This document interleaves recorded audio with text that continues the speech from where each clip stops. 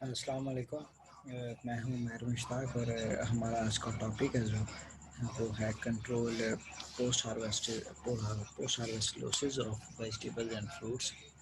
तो मैम बुशरा को assignment submit करवानी है मैम बुशरा को। तो स्टार्ट करता हूँ आज का मैं topic. What is post harvest? Post harvest क्या है? पोस्ट हार्वेस्ट उसे कहते हैं कि जब हमारी क्रॉप्स को हम वो करते हैं, उसको क्रॉप्स अपने पहुँचती हैं, बड़ी हो जाती हैं, पक जाती हैं जब वो, तो उसके बाद उसकी जो हैंडलिंग है, उसको डीलिंग है, उसकी सारी वो आ जाती है पोस्ट हार्वेस्ट लॉसिंग उसमें पोस्ट हार्वेस्टिंग में आ जाती है। और इसके बाद इसकी जो कूलिंग होती है और सारे प्रोसेसेस हार्वेस्टिंग पोस्ट हार्वेस्टिंग हो जाती हैं, क्योंकि हार्वेस्टिंग तो हुई ना, उसकी कटाई हो गई। उसके बाद एक क्लीनिंग है, स्टोरेज है, उसकी उसके ट्रांसपोर्टेशन है, उसकी प्रोसेसिंग है। ये सारे जो हैं ये आ जाते हैं पोस्ट हार्वेस्टिंग में। और अगर the insect a crop is remove from the ground और separated from its parent plant, it begins to deteriorate. अगर एक क्रॉप यानी इसे कह सकते हैं कि इमेच्योर क्रॉप अगर हम अलग कर लेते हैं, सेपरेट कर लेते हैं उससे, उसकी जड़ों से, तो इससे ये होता है कि जो सही तरह ना ग्रो नहीं कर पाती, और ज़ाहिरी बात है तो उसका लॉस ही होगा, तो इसका कोई फ़ायदा तो होना नहीं है। तो डेटरीरेशन उसकी हो जाती है, यानी कि वो ज़ाया हो जाती है। उसके बाद purpose of post harvest. Post harvest के मतलब हम क्यों कर सकते, ये वाला ना मेथड हम क्यों यूज़ करते हैं, तो इसके इसे हम अपनी प्रिजर्वेशन जो है वो इंक्रीज़ कर सकते हैं, उसकी क्रॉप्स की, वेजिटेबल्स की, फ्रूट्स की।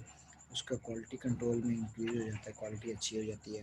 उसकी प्रोसेसिंग के लिए इजी हो जाता है जब, तो उसके बाद क्लीनिंग, उसकी कटिंग होगी, तो उसका जब हम स्टोर करेंगे तो ज़ाहिर बात है उसकी प्रोसेसिंग इजीली हो जाएगी हमसे।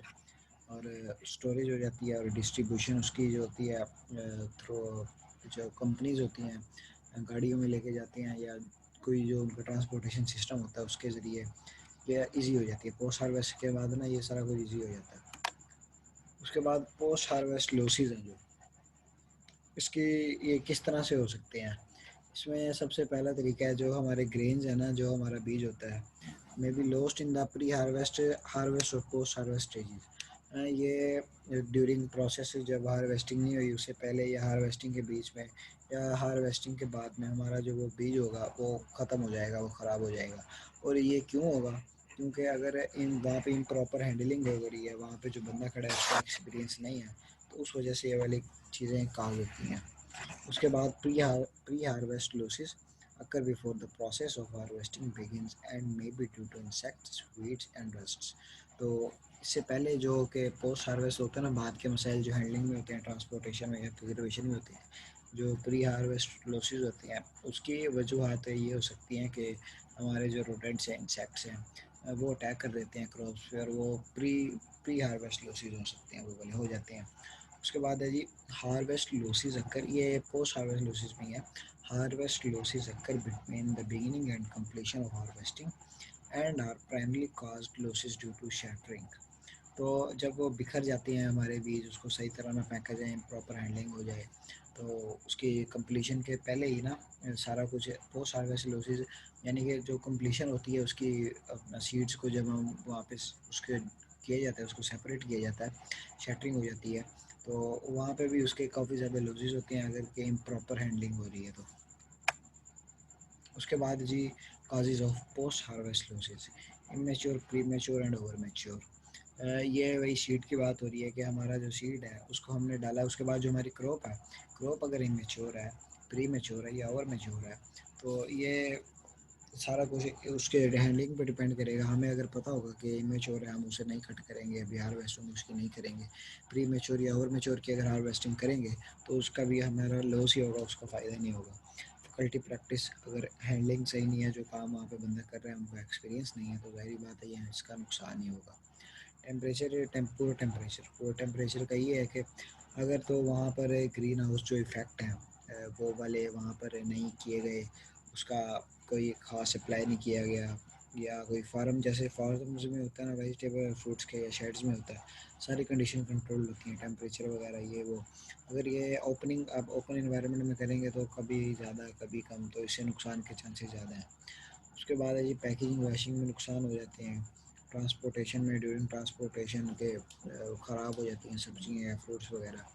और इस सब की मेन जो रीज़न होती है ना, जो कह सकते हैं बैकबोन रीज़न की जो मेन है वो यही है कि इम्प्रॉपर हैंडलिंग होगी तो कुछ नहीं सही हो सकेगा, जबकि करने वाले को पता ही नहीं होगा। अगर हमें नहीं पता कि कैसे ये इसका कोई एक्सपीरियंस हमें नहीं है तो नुकसान ही होगा इसका। उसके बाद आ जाता है जी factors responsible for post harvest losses in fruits and vegetables. तो वेजिटेबल्स में the primary factors of post harvest losses of fruits, primary factors जो होते हैं यानी कि सबसे पहले पहले पोस्ट हार्वेस्टिंग के वो आ जाते हैं कि उसके बाद जो क्लीनिंग होती है, कटिंग होती है, वाशिंग वाशिंग भी हो सकती है, कुछ क्रॉप्स की वाशिंग वेजिटेबल्स की होती है, कुछ की नहीं होती। और उसके बाद जो हैंडलिंग होती है, ट्रांसपोर्टेशन, उसके सारे लॉसेस जो है ना वो प्राइमरी लॉसेस में आ जाते हैं। Vegetables are mainly caused by mechanical, physiological and pathological. और ये कौन से होते हैं जी? Environmental. Mechanical damage of fruits are caused by careless handling during harvesting. Mechanical वो होते हैं कि जब उसकी हैंडलिंग की जा रही है हार्वेस्टिंग के दौरान, तो वो अगर सही नहीं कर रहे तो केयरलेस उसकी बेहतियाती से बेध्यानी से कर रहे हैं तो उसका नुकसान होगा। उसके बाद मैकेनिकल में आ जाता है कि पैकिंग, ट्रांसपोर्टेशन, स्टोरेज का प्रॉब्लम्स। उस दौरान जो भी उसके साथ प्रॉब्लम होती हैं, जो डीलिंग उसकी सही नहीं हो रही, तो इसका नुकसान होगा। तो ये पोस्ट हार्वेस्ट लॉसेस जो है वो इंक्रीज होंगे फ्रूट्स और वेजिटेबल्स के। तो हम इसको प्रिवेंट कैसे कर सकते हैं? पोस्ट हार्वेस्ट लॉसेस को हम प्रिवेंट, अब क्या हम कौन से मेजर्स हैं जिनको हम टेक करके ना इसको कम कर सकते हैं? Losses can be minimised by physical avoiding of entry of insects. इससे ये होगा कि फिजिकली आप रोक लें, हमें ट्रैप लगाने पड़ेंगे, स्पेशली फॉर रोडेंट्स हम ट्रैप्स लगा लेंगे। और maintaining environmental conditions to avoid growth of micro organisms. Environmental जो कंडीशंस हैं हमारी, ग्रीन हाउस इफेक्ट आ जाता है उसमें, या टेम्परेचर कंट्रोल अंडर शेड में कर रहे हैं, फार्म्स में कर रहे हैं, उससे अगर हम फार्म्स में कर रहे हैं, उसकी ग्रोथ कर रहे हैं, वेजिटेबल्स की सीड से लेकर उसकी क्रॉप्स बनती हैं, उसके बाद हार्वेस्टिंग होती है, उसके बाद उसकी स्टोरेज, ये etc, सारा कुछ अगर तो हम कर रहे हैं कंडीशंस कंट्रोल्ड में, तो उसका हमें फ़ायदा है। उससे पोस्ट हार्वेस्ट लॉसेस के जो चांसेस हैं वो मिनिमम हो जाते हैं। And knowledge of control points है during harvesting, drying, before storage. And knowledge of control points होना चाहिए, वही है कि जो बंदा डील कर रहा है उसको पता होना चाहिए, उसका एक्सपीरियंस होना चाहिए, मैच्योर होना चाहिए वो भी। उसके बाद टाइप्स कौन कौन सी है? पोस्ट हार्वेस्ट लॉसेस की भी टाइप्स होती हैं। फॉर एग्जांपल टाइप्स हैं इसकी: biological, chemical, mechanical, physical and physiological. Biological में वो उनकी वजह से होती हैं जो पेस्ट की वजह से होती हैं, और डिजीज़, पेस्ट जो डिजीज़ काज करते हैं उनकी वजह से जो पोस्ट हार्वेस्ट लॉसेज होते हैं उसे कहते हैं बायोलॉजिकल। जो केमिकल है वो पेस्टिसाइड्स और इंसेक्टिसाइड्स होते हैं, तो केमिकल्स उसमें डाल दिए जाते हैं जो कि उनके लिए नुकसानदेह होते हैं, तो वो केमिकल पोस्ट हार्वेस्ट लॉसेज हो जाती हैं। उसके बाद मैकेनिकल है वो जब हम ड्यूरिंग प्रोसेसिंग आ जाते हैं। फिजिकल भी ड्यूरिंग प्रोसेसिंग आ जाएगा फिजिकल। और फिजियोलॉजिकल है जो वो ड्यूरिंग प्रोसेसिंग नहीं आएगा, वो हार्वेस्टिंग से भी पहले आएगा। प्री मेच्योर जब होता है ना वो सीड क्रॉप हमारी, तो उसकी स्प्रोटिंग या रूटिंग हो जाती है, कॉम्पलें उसकी मतलब निकल आती हैं, तो वो हमारा एग्जैक्टली जो हमें चाहिए वो प्रोडक्ट नहीं बन सकता। तो ये मेन रीज़न है पोस्ट हार्वेस्ट लॉसेस की। उसके बाद जो काजेज़ हैं, मतलब क्यों होता है? Immature, pre mature, over mature crop होती है जो हमारी, या तो वो इमेच्योर होती है, प्री मेच्योर या ओवर मेच्योर होती है, तो उसकी हम कटिंग कर लेते हैं तो उसका हमें नुकसान होता है। फॉल्टी प्रैक्टिस होती है, जो बंदा वहाँ पे डील कर रहा है, हम अगर डील कर रहे हैं, हमें उसका कुछ नहीं पता तो नुकसान होगा। टेम्परेचर अगर हम शेड्स में या फार्म्स में नहीं कर रहे हैं, इसके अलावा कभी हवा कभी हवा ज़्यादा हो जाती है, ह्यूमिडिटी ज़्यादा हो जाती है, टेम्परेचर जो है वो ज़्यादा कम हो जाता है। इस तरह कभी ह्यूमिडिटी कम हो जाती है, टेम्परेचर ज़्यादा हो जाता है, हवा भी रुक जाती है। तो ये तब होता है अगर हम कंट्रोल्ड कंडीशंस में नहीं कर रहे, शेड्स वगैरह में नहीं कर रहे, तो इसका नुकसान होगा।